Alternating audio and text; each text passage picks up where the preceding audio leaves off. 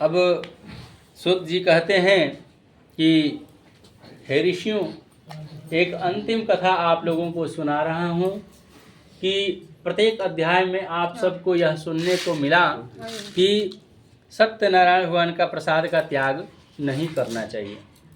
इसी बात को, इसका रिजल्ट क्या होगा, नहीं ही प्रसाद खाएंगे तो क्या हो जाएगा, बहुत लोगों के मन में ऐसा भी प्रश्न आता है। तो एक समय की बात है, सूत जी कह रहे हैं कि तुंगध्वज नाम के एक राजा थे। वह प्रजा पालन में इतने तत्पर रहते थे कि पुत्र से अधिक प्यार करते थे प्रजा से, और वो प्रत्येक दिन अपने जीवन के अंदर जितना भी कष्ट हो, दुख हो परिवार को, यदि एक तरफ प्रजा है दूसरे तरफ अपना परिवार है, तो परिवार को छोड़कर प्रजा का ख्याल रखते थे। और यही राजा का कर्तव्य भी है। एक कुशल राजा उसी को बोलते हैं जो अपने परिवार को नज़रअंदाज करे और प्रजा का ध्यान रखे।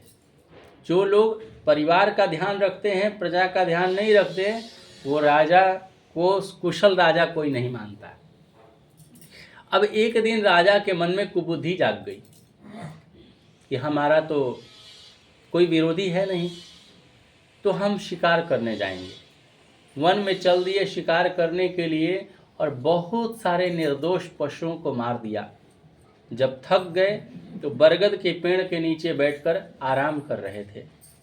कुछ दूर पर ग्वाला लोग मिलकर सत्यनारायण भगवान का पूजन कर रहे थे। राजा के मन में तो अहंकार था। जब अहंकार किसी व्यक्ति के जीवन में आ जाता है तो अपने से श्रेष्ठ किसी को नहीं समझता, किसी का प्रतिष्ठा नहीं देता किसी को। उसने सोचा कि यदि मैं जाऊंगा उस स्थान पर ग्वाला लोगों के समीप तो मेरी तौहीन होगी, मेरी प्रतिष्ठा का हनन हो जाएगा, इसलिए मैं नहीं जाऊंगा। और गया नहीं। चलो इतना तो ठीक था कि मानव में श्रेष्ठ आप राजा हैं तो श्रेष्ठ समझ करके नहीं गए तो चलेगा, लेकिन भगवान को भी प्रणाम नहीं किया, ये अनर्थ हो गया। भगवान तो कम से कम श्रेष्ठ हैं आपसे, उनको तो प्रणाम करिए। लेकिन अहंकार के कारण बुद्धि मारी जाती है और भगवान को भी प्रणाम नहीं किया। जब ग्वाला लोगों का पूजन समाप्त हुआ, प्रसाद लेकर सोचे कि सबसे पहले श्रेष्ठ राजा हैं, इनको प्रसाद सुपुर्द किया जाए, तो राजा ने प्रसाद का अनादर कर दिया। और ग्वाला लोगों ने सोचा कि हो सकता है कि हमारे सामने ये प्रसाद न खा रहे हों, हमारी अनुपस्थिति में ये प्रसाद जरूर खा लेंगे। तब राजा ने प्रसाद को उसी स्थान पर छोड़ दिया और ग्वाला लोग जब चले गए अपने घर की ओर गीत मंगल गाते हुए, तो राजा ने उसी स्थान पर प्रसाद को छोड़कर दूसरे रास्ते से अपने घर की ओर चल दिया। नहीं खाया प्रसाद। नतीजा, उसके 100 पुत्र थे, सब मरे पड़े थे घर में, और जितने धन धान्य थे सब तितर बितर अस्त व्यस्त हो गया। राजा को ख्याल आया, लगता है कि मैंने सत्यनारायण भगवान के पूजन में सम्मिलित नहीं हुआ, इसी कारण से मेरा धन खत्म हो गया है, इसलिए मुझे वहाँ जाना चाहिए जहाँ भगवान का पूजन हो रहा था। तब उसी स्थान पर गया विवश होकर और ग्वाला लोगों को बुलाया, अपने तरफ से कुछ धन संपत्ति सम्मिलित किया और सत्यनारायण भगवान का पुनः पूजन किया और भगवान से क्षमा मांगा। तो आप हजारों लाखों अपराध करके भगवान से यदि क्षमा मांग लेते हैं ना, तो भगवान क्षमा कर देते हैं। लेकिन इस दुनिया वालों के लिए आप क्षमा मांगिएगा तो जल्दी लोग क्षमा नहीं करते, उस बात को याद रखते हैं दुश्मनी मोल ले लेते हैं। इस प्रकार से भगवान ने क्षमा किया और माया को जब अपनी तरफ भगवान ने खींचा तो सब कुछ यथावत धन संपत्ति और सभी पुत्र भी जीवित हो गए। इस प्रकार से अब मैं आप लोगों को उनकी कथा सुना देता हूँ जिन्होंने सत्यनारायण भगवान का पूजा किया था पहली बार। अगले जन्म में उनके साथ क्या हुआ। सबसे पहले सत्यनारायण भगवान का पूजा किसने किया था, आप लोग बताइए। हाँ, तो शतानंद ने, जो ब्राह्मण ने किया था पूजा, अगले जन्म में सुदामा के रूप में जन्म लिए। माने ब्राह्मण थे तो ब्राह्मण के रूप में जन्म लिए और भगवान श्री कृष्ण का ध्यान करते करते मोक्ष को प्राप्त हुए। दूसरी बार लकड़हरा ने व्रत को किया था।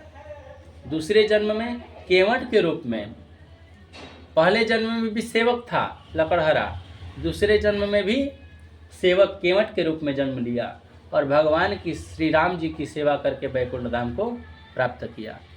तीसरी बार किसने किया था? उल्कामुख नाम के राजा ने भद्रशिला नदी के किनारे पर पत्नी के साथ व्रत किए थे। अगले जन्म में वो भी राजा के रूप में जन्म हुआ, राजा दशरथ के रूप में जन्म हुआ और श्री रंगनाथ जी की पूजा करके वैकुंठ धाम को प्राप्त किए। चौथी बार साधु ने व्रत किया था, तो ये साधु अगले जन्म में मोरध्वज के रूप में जन्म लिया और उन्होंने अपने आरे से दोनों पति और पत्नी मिलकर के अपने पुत्र को ही चीर दिए और भगवान के चरणों में दे दिए। भगवान पर भरोसा कर करके आप कोई भी काम करते हैं ना, तो उसमें अनर्थ नहीं होता है, उसमें कल्याण ही होता है। बेटा को दोनों पति पत्नी ने चीर करके चरणों में जब दे दिया, तो फिर से बेटा को उत्पन्न कर दिए भगवान, फिर उधर से दौड़ता हुआ आ गया। भगवान कुछ भी कर सकते हैं, भगवान जन्म देते हैं, भगवान मारते भी हैं, तो भगवान के अंदर ये क्षमता है, बाकी किसी के अंदर क्षमता नहीं है। इसलिए हम जो किसी को कह देते हैं दिखा देंगे मार देंगे, ये गलत है। जब तुम्हें जिलाने की क्षमता नहीं है तो मारने के भी अधिकार नहीं है। किसी को नष्ट कर सकते हो तो नष्ट तभी करो जब उसे उत्पन्न कर सको। जब उत्पन्न करने की क्षमता नहीं तो नष्ट करने की भी अधिकार आपको नहीं है। इस प्रकार जब एक पेड़ सूख जाता है तो हम काट लेते हैं, लेकिन पुनः हम लगा सकते हैं हरा पेड़, तो काटने का अधिकार है आपको, लेकिन सिर्फ काटने और लगाए नहीं तो ये गलत है। उसी प्रकार से अंतिम जो राजा, ये जो सत्यनारायण भगवान का पूजा तुंगध्वज राजा ने किया था, अगले जन्म में भी राजा मनु के रूप में जन्म हुआ और भगवान के सभी भक्ति युक्त कर्मों को करके वैकुंठ धाम को प्राप्त हुए। इसलिए इस कलयुग में सत्यनारायण भगवान की पूजा फल देने वाली है। भगवान को कोई काल, कोई सत्य, कोई ईश, कोई सत्यनारायण, कोई सत्यदेव कहते हैं और भगवान भी अपने भक्तों की इच्छाओं को पूर्ण करने के लिए किसी भी हद तक गुजर जाते हैं और अनेक रूपों को धारण करते हैं। इसलिए इस कलयुग में सत्यनारायण भगवान की पूजा फल देने वाली है और इससे छोटा उपाय और दूसरा कलयुग में है भी नहीं। इसलिए प्रेम से बोलिए सत्यनारायण भगवान की जय, आनंद कंद भगवान की जय, सच्चिदानंद घन भगवान की जय, अकारण करुणा वरुणालय सर्वेश्वरेश्वर श्री सीतारामचंद्र भगवान की जय।